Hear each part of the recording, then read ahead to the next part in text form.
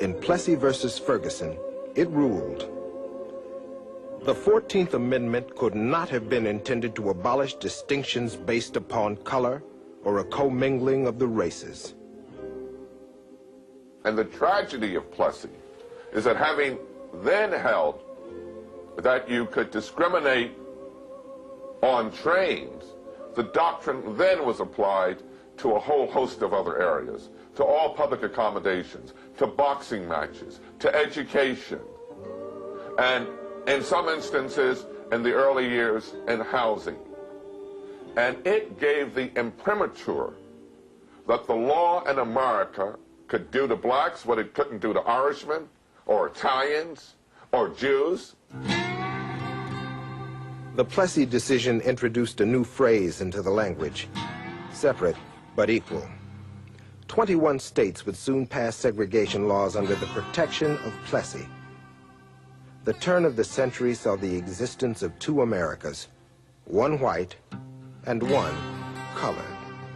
Colored America could not eat in white restaurants, play in white parks, die in white hospitals, or be buried in white cemeteries. Oklahoma even segregated phone booths. Mississippi segregated Coke machines. In Atlanta, a Negro witness could not swear on white Bibles. Florida segregated not only the schools, but even the textbooks in storage. If you want to ride the bus, then you put your nickel in the slot and you go into the back of that bus and you sit down and shut up. And if you came in that bus as a white person and you wanted my seat, then I got up and gave you my seat.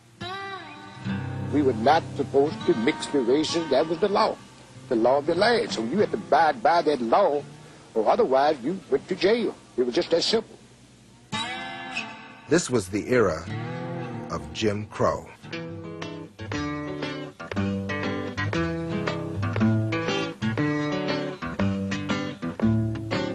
This little song that I'm singing about, people you all know is true. If you black and gotta work for a living now, this is what they will say to you. They say, if you's white, she's all right. If you's brown, stick around. But if you's black, oh brother, get back, get back, get back. The promise of the 14th Amendment, the promise of equality before the law, had been derailed.